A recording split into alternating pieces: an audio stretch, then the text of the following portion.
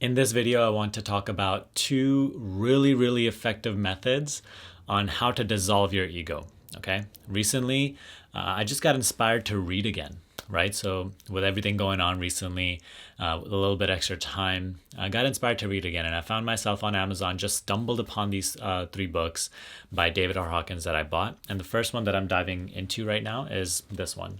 It's called Dissolving the Ego, Realizing the Self. And it is about dissolving the ego and realizing the self.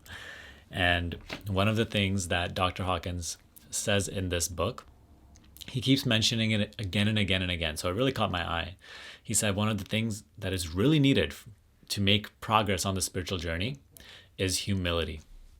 Humility will be the greatest factor on if you make progress or you just stay stuck in your patterns and continue to self-sabotage. And so obviously I had a vague idea of what humility meant, right? But I wanted to really I searched it up and I wanted to see exactly the definition for humility. And what I found was amazing. The humility definition by Google, it said a modest or low view of one's own importance, humbleness. And we keep coming back to this idea, right? So it's amazing. So let me say this right now. In this video, I want to give you two ways, right, to really dissolve your ego. This is the first one that we're going to start with, humility. Okay, having a low importance of your own self. There was one quote that I forget I read from like back in the day when I had just started my spiritual journey. Back in the day, meaning like 2.5, 3 years ago. But I think it was actually Stuart Wilde. And Stuart Wilde said that one who is a sage, one who is truly realized, could care less about being the completely unnoticed one in a room full of people.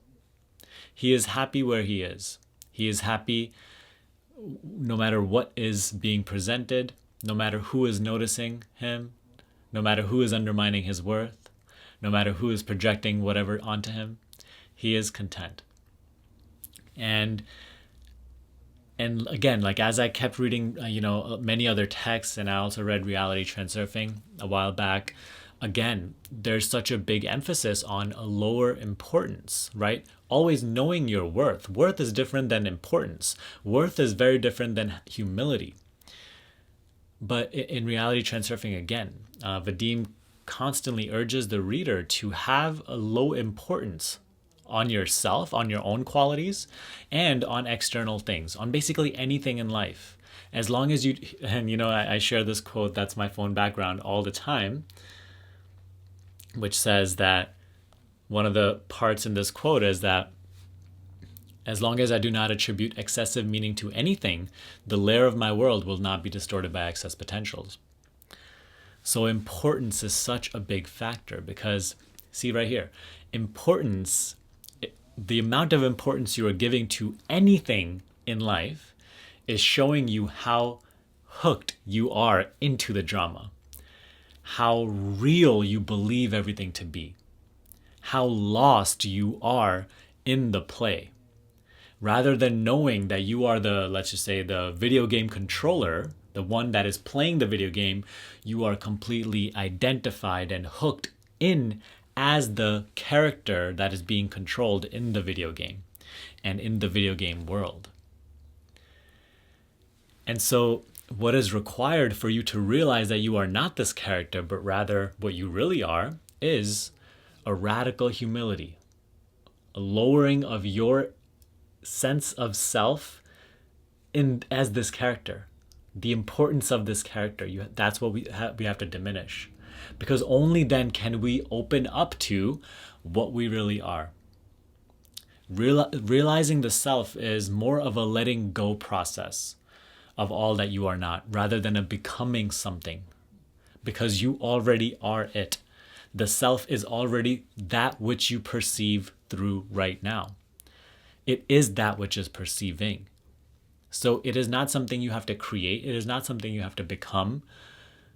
But right now, what is going on is you have too many ideas, you have too many definitions. We hold too much baggage that we consider to be our truth, consider to be us. And so now we remain completely clogged, completely boxed up in this belief system. blind to our true self. That is why it's called self-realization or self-discovery, because it is something you realize as all of this fades away. It is something you realize you already are. It is something you discover rather than create or accumulate. So I thought it was so amazing, right? That definition of humility, a low view of one's own importance, because throughout this journey, that is exactly what you will need. Because again and again, also, why do you react to things in a negative way? Why do you get offended? Because you have a high view of yourself, which has to be maintained and upheld. And when someone else says something rude to you that you consider rude, you get offended because it knocks your worth, your sense of, oh my God, I'm important. Right? That's why also in Reality Transurfing, Vadim Zealand says again and again, one who knows their true worth, right, doesn't have the need to protect it. What we usually do is like we have this fake sense of confidence and we're wallowing about in external reality with this external confidence, which is actually very, very shaky. And when someone, this confidence, and that's all built on just importance. I am an important person. I am me. I am important with all my identities, my nationality, my religion, my, whatever. So when someone threatens it, you get really defensive. You feel really bad. You react and you attack. All that is based off of the heightened importance of who you consider yourself to be. Whereas what is required of you is to let go of all of these identifications, all of these labels and judgments that you give to yourself, and let go of projecting that you are an important human being. And in doing so, nothing will hook into you anymore. Something negative can happen and you can still maintain your peace because you're not coming from all these judgments and identifications and labels, but rather you just are and you continue to be. You are in your true position, in which you know you are inherently worthy. How can you not be worthy? You are that. You see what I mean? The reason we don't feel worthy is because we are identified with all these ideas about ourselves, and those ideas have to be upheld and maintained, and they constantly get challenged, and they take effort. So our entire sense of self, our entire identity is built on these identifications, on these beliefs, which are always coming and going. They are not stable. So only one that is established in truth can know his or her inherent worth. And only that one can truly have no importance of one's own person. So it's, it goes together, right? The more you lower your importance, the more you let go of all these belief systems about yourself, the more you will realize your true self, the more you will open up to it, or it will open up to you, or you will realize that you are it. But also the more you realize that you are what you are seeking, the more you will just recognize your true worth, and you will let go of projecting all of this false importance. And you will go through this journey in a very smooth way. You won't be getting triggered left and right.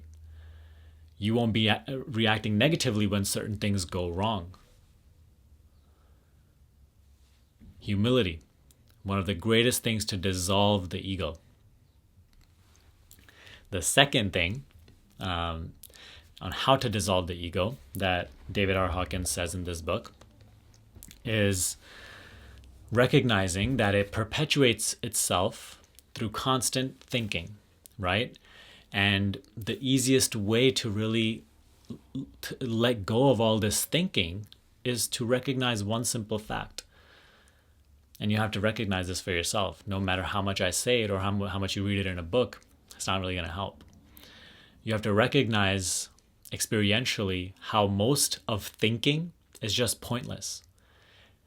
And it has no meaning whatsoever. It has no benefit whatsoever. All the thinking is being done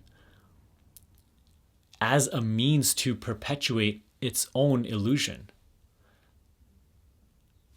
to perpetuate the ego's control. Ego is also mind. It is not separate from mind. Thought is mind. Thinking is mind. So all this mind stuff is seeking to perpetuate itself by just keeping active and keeping your sense of your beingness in captivity, just completely hooked onto it. And so that is why I'll also emphasize meditation and self-inquiry in such great depths, because not until you begin to quiet the mind and you start to first experience the gaps between your thoughts, and then ultimately what is prior to thoughts, right? What is there when no thoughts are there? Until you start to recognize that, you will continue to just have the illusion of control and living a life that is yours, but you are just completely identified with the movie character. And so David R. Hawkins says that one of the easiest ways to really let go of this illusion, one of the easiest ways to dissolve the ego, is to realize one simple fact. And you may have to do this again and again and again until it really sits, that most thinking is absolutely pointless. Even you thinking in this moment about trying to figure out a solution to your problem is pointless. Even you trying to, secure your future, plan out your future, trying to make amends for the past, all of that is pointless. And yes, you have the ability to let it go. So start practicing it. In this way, this is your true freedom. Gain the freedom back from mind. Be as you are. Humility and recognizing that mostly all of this thinking is pointless. It is not needed for survival. It is not needed for goal achievement. Thinking will happen when it needs to, right? And in times of doing an activity, thinking will happen. Action will happen. But it does not need to happen throughout the day, when you're in the bathroom, when you're taking a shower, when you're driving, when you're eating your lunch. All of that is aimless, and all of that is actually taking energy from you right now. So let it go. This, my friend, are two of the greatest ways to dissolve the ego. If you want to learn further how to shift to higher consciousness and dissolve the ego, then watch my free masterclass down below. But other than that, if you want my personal help through this process, making the shift from mind to presence and creating a life of peace, joy, and freedom, the life you truly want to live, then consider my coaching down below. Sign up for a free consult and we'll see if we're the right fit to work together. Okay? Other than that, give this video a thumbs up, subscribe to this channel if you found this video helpful and want more videos like this, and I will see you in the next video.